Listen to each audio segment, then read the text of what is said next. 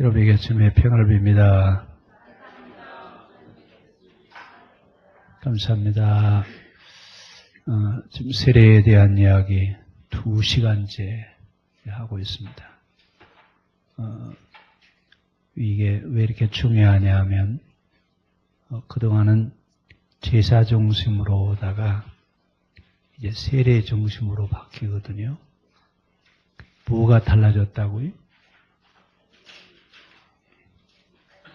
의미는 같아요. 이제는 제단에 제물을 드리지 않고 이제 우리가 산 제물이 돼서 제사를 드리게 되는. 자, 근데 예수님이 세례를 받으셨을 때 어떤 일이 일어났어요? 하늘이 열리고 하나님의 성령이 비둘기같이 내리시고 하늘로부터 소리가 있어 말씀하시되 이는 내 사랑하는 아들이요 내 기뻐하는 자라. 자, 지금 마태복음에 이 세례 받으시고 나서 있는 이 일을 그 다음에 이제 예수님 뭐라고 말씀하세요? 이에 어떡하라고요? 허락하라. 이에라고 이제 이런 걸 뭐라고 그래요? 문법으로 뭐라고 그래요? 이제, 이에, 접두사에? 접속사? 굉장히 중요합니다. 특히 성경에 이제라고 하는 이런 그 단어가 나오는데 그런 단어가 나오거든 빨리 빨간 줄 쳐놓으셔요. 그만큼 중요합니다. 자, 그럼 이제 이때에라고 하는 얘기, 이때. 여기 뭐에 대한 얘기가 나오냐면 때에 대한 얘기가 나와요. 그렇죠? 근데 자, 이 때를 예수님은 지금 기다리셨어요. 어떤 때예요? 세례 요한이 등장하기를 기다리시는 겁니다. 그럼 이제 세례 요한은 어떤 사람이냐? 우리 지난번에 말씀드렸죠? 세례 요한이 누구죠? 세례 요한이 엘리야예요? 세례 요한이 엘리야예요? 아니에요? 아니, 시대가 안 맞지요. 그렇죠? 엘리야는 500년 전의 사람인데 맞겠어요? 안 맞죠. 그러면 세례 요한의 뭘 얘기하는 거예요? 역할. 그리고 세례 요한은 엘리야와 같이 누구에게 속한다고요? 예언자의 분류에 속하는 사람이에요. 그러면 예언자는 여러분 잘 보시면 우리 예언자 그러면 되게 이사야, 예레미야, 아모스, 호세아, 미가, 나움, 하박국, 스가랴, 말라기 뭐 이런 그 예언자들인데 그 예언자들의 공통점이 뭐예요? 예언자들의 공통점. 하나님 체험에 있잖아요. 하나님 체험에 있고 그 다음에 꼭 누구의 이름으로 얘기해요? 자기 이름으로요? 여호와께서 가라사대. 그 이야기를 자, 예수님은 뭐라고 말씀하세요?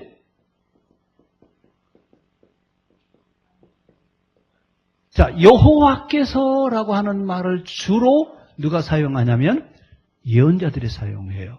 그런데 예언자 시대의 예언자는 두 부류의 예언자가 있어요. 그렇죠? 궁중 예언자가 있고 하나님이 보내신 예언자가 있어요. 근데 궁중 예언자는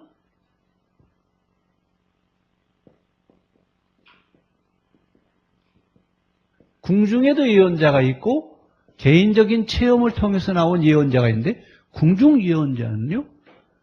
대개 왕 다음에 두 번째 서열이에요. 그러니까 고위 공직자들이죠. 그렇죠? 그런데 개인적으로 나오는 사람들은 누구예요? 이 사람들은 평신도예요. 그런데 평신도이기 때문에 예언자들이 하는 이야기를 궁중에 있는 예언자들이 들어야 안 들어요? 안 들을 수밖에 없어요. 왜냐하면 여기는 고위 공직자니까 국가 서열로 얘기하면 두 번째 내지 세 번째 서열에 있는 사람들이 공중 예언자들이에요. 그럼 이제 지금 제가 뭘 말하려고 하는지 감 잡으셨어요? 자, 궁중에 있는 예언자들은 이분들도 예언을 해요, 안 해요? 그러면 개인 예언자들은요? 하나님이 보내신 예언자들은요? 예언의 차이가 뭐죠? 어떤 차이가 있어요? 궁중 예언자들은 왕 중심으로 얘기하면서 주로 그들이 예언하는 내용이 무슨 내용이에요? 예? 안전하고 보호하시고 복 주시고 또 행복하게 하시고 복권도 타게 하실 것이고, 그렇죠? 누가 하는 얘기가 그래요? 주로 하는 이야기들이 위로와 격려 차원의 이야기들을 많이 해요. 근데 개인 예언자들은요, 이런 얘기 해요? 주로 회개에 대한 예언을 주로 많이 해요. 그리고 평신도 예언자들은 주로 뭘 많이 얘기해요? 율법서 가지고 얘기해요. 그렇죠? 율법서를 가지고 얘기를 해요. 다시 말씀드리자면 평신도 예언자들과 궁중 예언자들의 차이는, 궁중 예언자들은 왕이 임명한 사람들이에요. 개인 평신도 예언자들은요, 하나님이 보내신 자예요. 그래서 예언자들이 활동하던 시대에 두 예언자가 있었는데 백성들은 누구의 말이 더 귀에 와 닿을 것 같아요? 예? 개인 평신도 예언자가 하는 말이 더 귀에 와 닿을까요? 궁중 예언자가 하는 말이 귀에 닿을까요? 우리는요.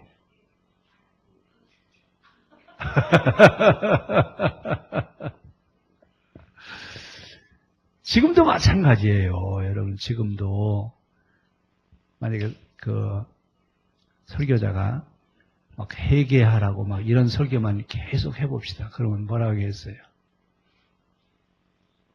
자기를 돌아볼 수 있는 기회예요? 아니면 듣기 싫어요? 자기를 돌아보면 보약이죠. 그런데 귀에 들어와요? 잘 안 들어와요. 우리 목사님은 맨날 강당에 생겨서 까. 그런데요. 오늘도 쳤어. 오늘도. 그래서 이제 우리가 들을 수 있는 귀를 가지고 있어야 돼요. 궁중 예언자가 하는 소리가 귀에 들어올 게 아니라 평신도 예언자들이 하는 소리가 귀에 들어와야 돼요. 그러면 세례 요한은 궁중 예언자일까요? 평신도 예언자일까요? 예? 궁중 예언자예요? 평신도 예언자예요? 자, 어디서 나왔어요? 세례 요한이? 왕궁에서요? 아니죠. 광야에서 나왔잖아요. 광야에서 애치는 자가 있어 가로되 회개하라 천국에 가까웠느니라 그러죠. 세례 요한은 그러니까 평신도 예언자예요. 그럼 뭐가 다르냐? 궁중 예언자와 평신도 하나님이 보내신 예언자의 차이는 어디 있느냐? 궁중 예언자는 왕이 임명하지만 평신도 예언자들은 하나님 체험을 하고 오는 예언자들이에요. 거의가 다 하나님 면전 체험을 하고 그리고 하나님의 보내심을 받고 와서 뭐라고 얘기한다고요? 누가 얘기하는 소리라고요? 내가 얘기하는 말이 아니라 하나님이 하시는 말씀입니다. 여호와께서 가라사대 이렇게 이야기를 해요. 자, 그러면 이제 여호와께서라고 하는 얘기를 하는데 예수님은 뭐라고 말씀하세요? 나는 너희에게 이르노니. 왜 다른 예언자들은 여호와께서 그러는데 예수님은 나는 너희에게 말한다 이렇게 말씀하세요? 자, 그래서 우리가 공관복음에서는 예수님이 인자로 오시는 것을 얘기하려고 그래요. 인자. 근데 요한복음에서는 예수님이 누구시라고요? 하나님이신 것을 얘기를 해요. 그러면 공관복음에 제자들의 믿음이 있어요. 요한복음을 기록한 요한이 믿음이 있어요. 누가 더 믿음이 좋은 것 같아요? 요한이. 왜 그러면 요한은 하나님이라고 했을까요? 다른 제자들은 다 인자, 하나님의 아들, 하나님으로서 이 땅에 오신 사람, 뭐 이렇게 얘기하는데 요한은 아예 하나님이라고 얘기하거든요. 왜 이렇게 얘기하죠? 예? 영적 체험이 다르다 그 얘기예요. 그러니까 그 공관복음에 나와 있는 제자들이 체험한 것과 요한이 예수님을 체험한 것이 달라요. 어디에 또 그게 나오냐면 도마에 대한 이야기예요. 도마.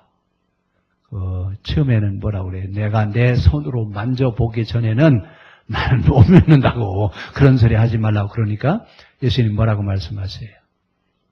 내가 한번 만져보고 그러고 봐라 그랬더니 나의 주 나의 하나님이시오. 뭐라고 고백을 해요? 자, 어떻게 어떤 예수님을 만나냐에 따라서 고백되어지는 것이 어때요? 달라지죠. 자, 요 이야기는 여러분들이 잘 머리에 담아 놓으셔야 돼요. 그래야 이제 마태복음 가면서 이런 이야기들이 종종 나올 겁니다. 잊어버리지 마세요. 그게 또 다음 주에 가시면 다 잊어버릴 텐데, 뭘.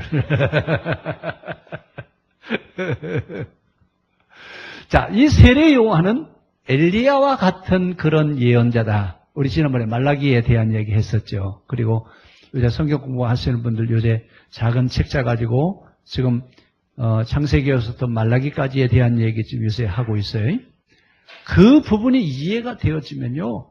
금방 이해할 수 있어요. 그러면 신약은 구약과 관계없어요. 그렇죠? 아니죠. 예. 신약은 구약과 같은 맥락으로 가고 있어요. 그래서 이 얘기가 중요한 거예요. 왜냐하면 세례 요한은 구약 성경에 나와요? 신약 성경에 나와요? 구약 성경에 나온다고요? 아니, 구약 성경에 안 나오고 신약 성경에 나와요. 그러면 구약 시대예요? 신약 시대예요? 어째 구약 시대래요? 기준이 누구예요? 예수님이 기준이죠. 그래서 예수님 전을 구약, 예수님 이후를 신약. 그러니까 예수님보다 6개월 먼저 나오셨어요.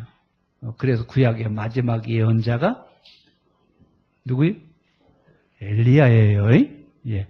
근데 이 엘리야에 대한 얘기할 때 엘리야는 예언자의 대표입니다. 그러니까 예언자 이렇게 얘기하면 주로 엘리야를 예언자의 대표라고 그래요. 왜 그러냐 하면 예언자가 이 엘리야가 하는 일은 하나님을 보여주는 자, 하늘 문을 열고 닫는 사람, 하나님을 보여준 자 그래요. 그래 예언자들이 주로 하는 일이 뭘 한다는 얘기예요. 그러면요. 하나님을 알게 하는 거죠. 그럼 세례 요한이 왜 하나님을 알게 하는 사람으로 예수님 전에 나왔을까요? 예수님이 누구시라고 하는 걸 이제 알게 하는 거예요. 하나님으로서 예수님에 대한 얘기를 이제 하시는 거죠. 자, 그럼 이제 예수님이 세례 받으셔야 안 받으셔요? 자, 예수님이 세례를 받으신다? 저 뒤에 글씨 보여요? 보여요? 자, 이 패러다임이란 말은 우리말로 뭐라고 번역해야 돼요? 패러다임을 뭐라고 하면 돼요? 새로운 전환점? 전환기? 이렇게 얘기하면 돼? 되게 우리가 그 변화되어질 때 패러다임 시프트라고 하고 영어로 그렇게 얘기를 하는데 지금 예수님이 세례를 받으시는 것은 구약 성경에 있어요? 없어요? 구약 성경에는 없어요. 신약 성경에만 세례에 대한 얘기가 나와요. 그런데 이 세례를 예수님이 받으셨어요. 그러면 예수님이 세례를 받으셨다고 하는 말은 세례 제도를 어떻게 했다는 얘기예요? 거부하시는 거예요? 인정하시는 거예요? 인정하시는 거예요. 그러면 이 세례 제도에 대해서 유대교 지도자들은 이 세례 제도를 어떻게 받아들일 수 있을까요? 이단이요? 무조건 이단이요, 세상에. 왜 그렇게 생각하셨어요? 안 하던 거 하니까? 기존에서 벗어나니까. 참 중요한 얘기죠. 우리는 지금 대개 이제 신앙생활 하면서 제일 무서운 게 제가 몇 번 얘기했어요. 신앙생활 하면서 제일 무서운 게 뭐냐? 생각이 굳어지는 거예요. 생각이 굳어지는 것처럼 무서운 게 없어요. 그래서 공산주의자들이 왜 무서웠냐면 이 사람들은 어려서 사상교육을 시켜요. 사상교육을 시키는데 한번 머리가 굳어지면 바뀌어야 안 바뀌어요. 그래서 어려서 공산주의가 어렸을 때 사상교육을 시킵니다.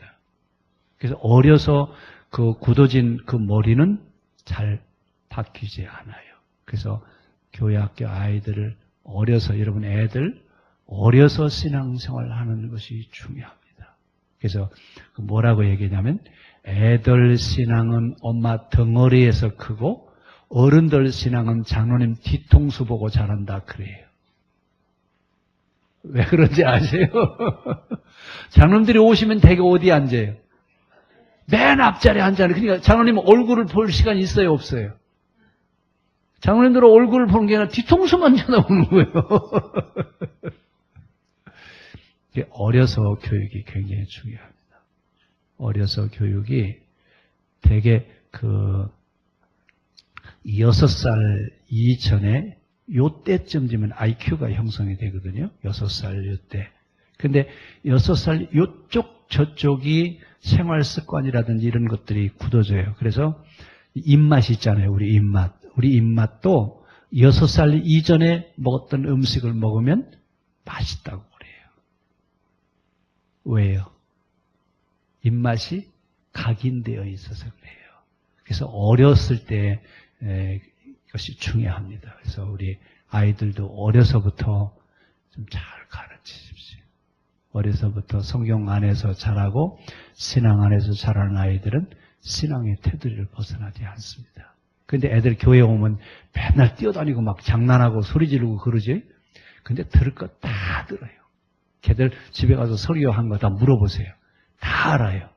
너 언제 들었냐? 뛰어다니면서 걔들은 들을 수 있는 능력이 있어요. 그러니까 애들 교회 와서 뛰어다니고 막 그래도 냅두세요. 다 들어요. 다 들어요. 자, 이 유대교 지도자들이 세례 제도에 대해서 어떤 생각을 가지고 있을 것이다. 어떤 생각? 그 다음에 지금은 어떨까? 지금 만약에 이런 어떤 새로운 제도가 나왔다고 그런다면 우리는 어떻게 해야 할까? 많이 생각하셔야 돼요. 자, 그 다음에 이제 세례를 받으시고 하늘이 열려요, 안 열려요? 자, 하늘이 열렸대요. 자, 하늘이 열렸는데 그 하늘에서 소리가 났어요. 이 얘기는 뭘 인정하신다는 얘기예요? 요한이 행하는 세례를 누가 인정하셔요?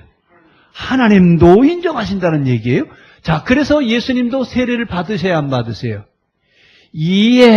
이렇게 함으로 인해서 우리가 하나님의 의를 이루자 그러면서 예수님은 세례 요한에게 얘기를 해요. 그렇죠? 누구의 뜻을 이루자고요? 하나님의 뜻이 세례래요. 그동안에는요? 그동안에는 어디에 했어요? 제사였는데 이제는 세례로 바뀌었대요. 이것을 누가 어떻게 알 수 있어요? 그리고 여러분 이건 참 중요한 얘기예요. 그렇죠? 하여튼 많이 한번 얘기해 보셔요. 그래서 이제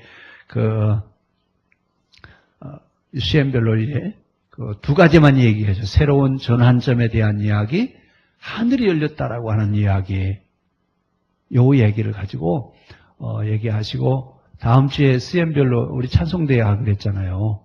뭘 할 건지도 같이 좀 이야기하시고 CM 식구들 좀 얘기도 좀 하시고 그러시고 15분에 시작하겠습니다. 자, 예수님은 때를 기다리셨다고 그랬죠. 세례 요한이 나오기를 기다리셨던 거죠. 근데 세례 요한이 어디서 나오죠? 광야에서 나오죠. 왜 광야에서 나왔다고 그랬죠? 우리 유식하게 그냥 쿰난 공동체만. 근데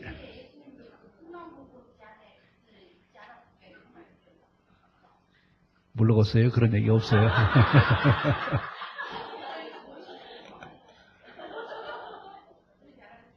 자, 그 당시 쿰난 공동체는 하시즘에 대한 하시즘이라고 하면 유대교의 시발점이 하시즘이잖아요. 근데 그 하시즘이 추구했던 것이 뭐냐면 말씀대로 살자잖아요. 근데 그것이 시간이 지나가면서 변절이 돼가지고 그래서 이제 그 광야로 나가는데 하시즘과 연관이 있어요. 광야에 나가는데 왜 광야에 나갔냐면 제가 지난번에 설명했죠. 예루살렘의 제사장들은 타락한 사람들이다. 타락한 사람들이 드리는 예배는 거룩한 예배가 아니다. 하나님이 받으시는 예배가 아니다. 그래서 광야에 나가서 예루살렘 그 성전 예배를 거부하고 자기들끼리 예배를 이제 드렸던 거예요. 근데 어떻게 예배를 드렸냐? 제사의 예배를 드렸을까요?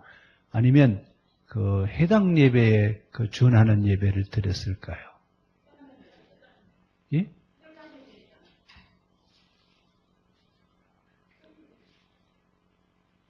어떤 예배를 드렸을 것 같아요? 해당 예배? 김사님 봤어요?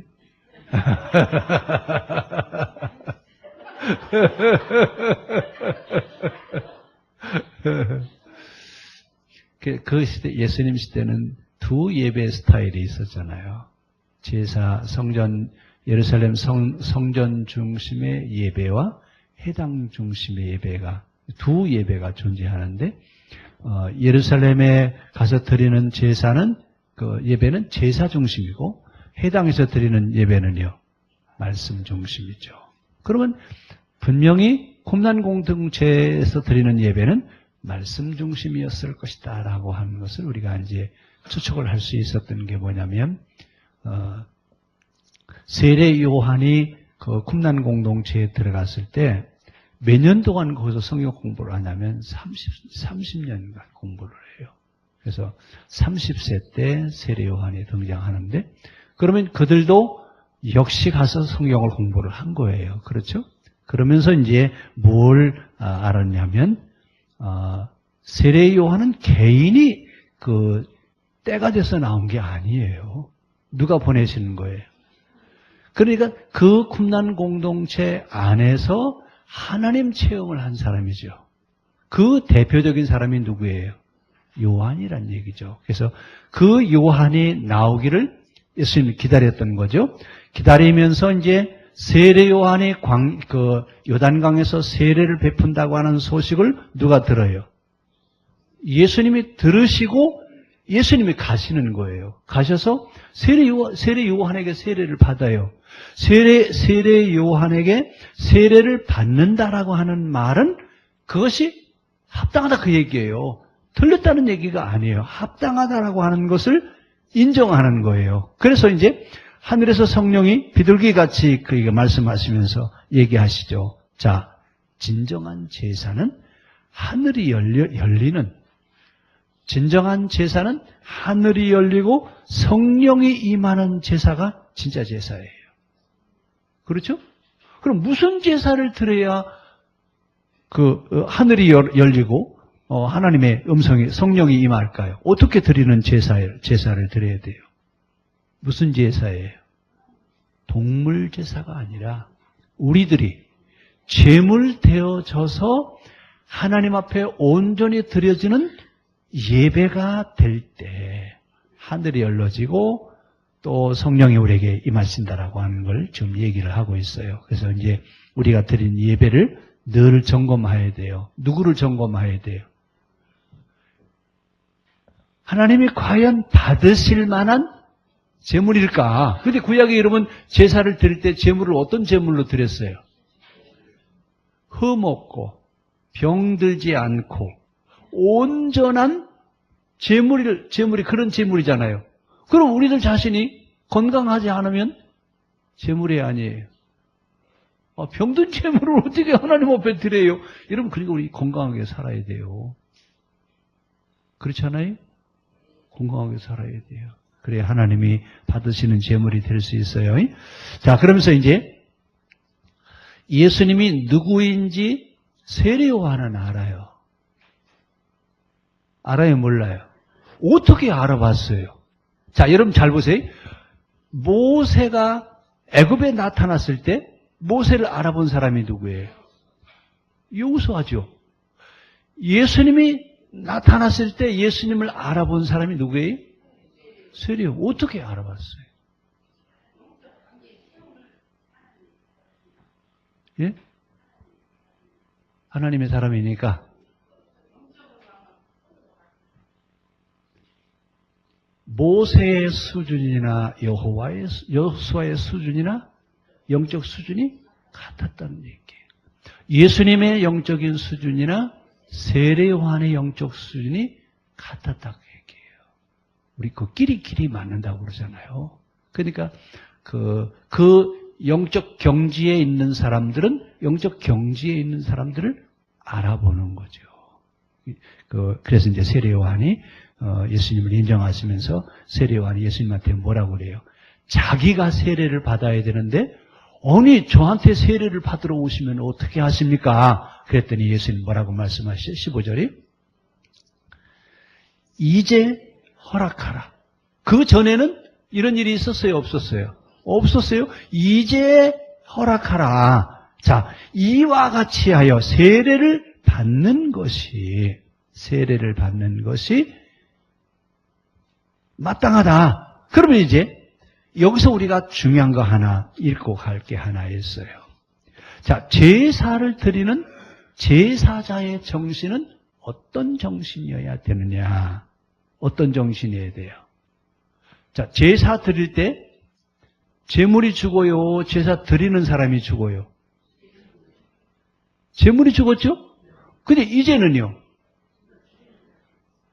이 예배를 드릴 세례를 받고 난 뒤에 예배 제도가 달라지잖아요. 그렇죠? 그러면 그때 드려지는 예배자는 어떤 심정으로 예배를 드려야 되느냐 그 얘기예요. 어떤 심정이어야 돼요?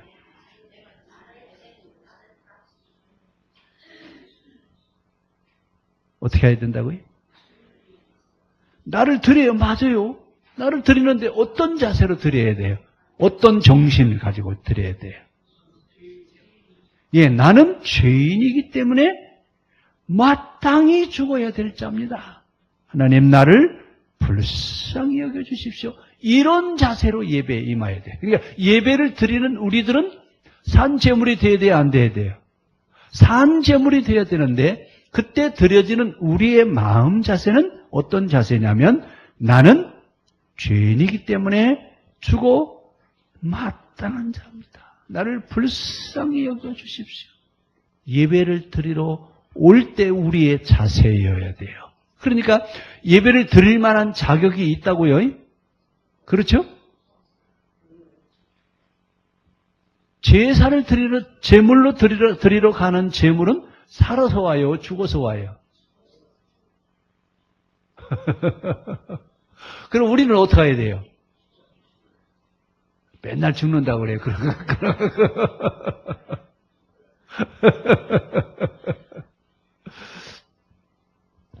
자, 이제, 그러면서, 예수님이 이제 세례를 받으시죠. 세례를 받으신다고 하는 얘기는 죄인과 같이 되어지신다. 죄인들과 같이 되어지시는 것을 얘기를 합니다. 그러면서 이제 하늘의 소리가 들렸다고 그랬죠. 하늘의 소리는 세례 요한이 세례를 베푸시는 것을 하늘에서도 인정하신다는 얘기예요. 그러니까 새로운 패러다임이 지금 누가 인정하시는 거예요? 하나님도 이 세례 제도를 인정하신다는 얘기예요. 그럼 이제 하나님이 인정하신다는 얘기인데, 하나님이 인정하신다는 얘기는 이제는 어떻게 해야 된다는 얘기예요? 새로운 시대는 새로운 패러다임이어야 된다는 얘기예요. 그럼 이제 우리 늘 그러잖아요. 지금 20세기예요? 21세기예요? 21세기예요? 그러면 20세기의 연장이에요? 21세기는 21세기 것이어야 돼요?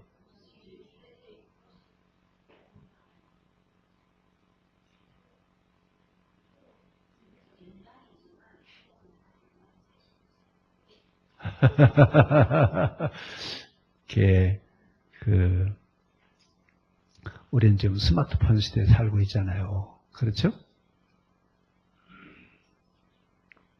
스마트폰은 언제 있었죠? 세종대왕이 갖고 있었던 거예요? 지구상에 지금 처음 나온 거예요. 그렇죠? 근데 알고 보면요, 이것저것 다 짬뽕이에요. 통섭이라고 그래요. 하나로 다 묶어놔 버렸어요. 그러니까 물리학, 과학, 형이상학, 기하학, 이 전자공학 이런 걸 다 하나로 묶어놨어요. 그래서 우리가 지금 21세기에 있는 사람들은 핸드폰을 안 가지고 있는 사람이 있어요?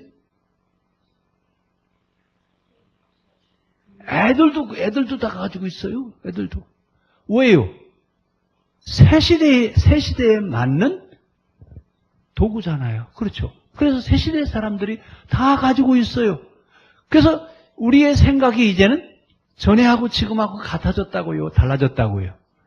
달라졌다는 얘기예요. 그러면 21세기가 달라진 것을 가지고 사는데 교회는 어떻게 해야 돼요? 달라져야 돼요? 16세기나 지금 20세기, 21세기나 같지 않아요? 자, 우리 많이 생각해야 될 겁니다. 많이 생각해야 돼요. 그러니까 신앙은 생각하게 해야지, 생각이 굳어지게 하면 그 신앙 자체는 모순이에요. 왜? 날마다 어떻게 해야 돼요? 날마다 새로워야 돼요. 날마다. 그러니까 생각이 굳어져야 돼요. 생각이 열려져 있어야 돼요. 그렇다고 나 또 풀어진 사람처럼 그렇게 살란 얘기는 아니에요. 늘 새 것을 받아들일 수 있는 수용력과 포용력이 있어야 된다는 얘기죠. 자, 그러면서 세례 요한에 대해서 예수님 뭐라고 말씀하시냐면, 여자가 낳은 자 중에 요한보다 큰 자가 없다. 요한만큼 위대한 자가 있다고요? 예수님 보실 때 이런 이만한 사람이 왜 예수님 이렇게 높게 평가하세요? 높게 평가하시는 이유가 어디 있어요? 새로운 패러다임 제시예요. 근데 성경에 있는 정신을 위배했어요? 아니에요. 그 정신은 그대로 살아있으면서 그 시대에 맞는 그런 패러다임을 이제 제공을 하고 있어요. 그래서 여자가 낳은 자 중에 가장 큰 자다 말이야. 근데 세례 요한은 사람들이 메시아로 추대하려고 할 때 세례 요한이 뭐라고 그래요? 나는 내 뒤에 오시는 이하고 비교하면 나는 그분의 신발끈도 풀어줄 만한 사람이 못 된다. 이러면서 뒤에 오시는 분을 소개하죠. 자, 이것이 우리가 이제 가져야 될 그런 자세입니다. 자, 그러면서 세례에 대한 이야기, 여러분 굉장히 중요합니다. 잘 기억하셔야 됩니다. 우리 시대에 우리가 어떻게 해야 될 것인가 바로 이해할 수 있기를 바랍니다. 기도하겠습니다. 하나님, 새 시대가 도래되었습니다. 새 시대는 새 것이어야 되는데 우리들은 변화되어진다고 하면서 옛 것을 고수하고 있습니다. 우리 생각의 문을 활짝 열어주셔서 주의 것을 바로 이어갈 수 있고 새로운 시대에 맞게 적용해 갈 수 있는 능력이 있게 하여 주시옵소서. 예수님의 이름으로 기도합니다. 아멘. 오늘 성가대 계속 연습하시죠? 다음 주에 난 예배 시간에 성가대 칸타타가 있을 겁니다. 여러분 위해서 많이 기도해 주시기 바랍니다. 기도하겠습니다.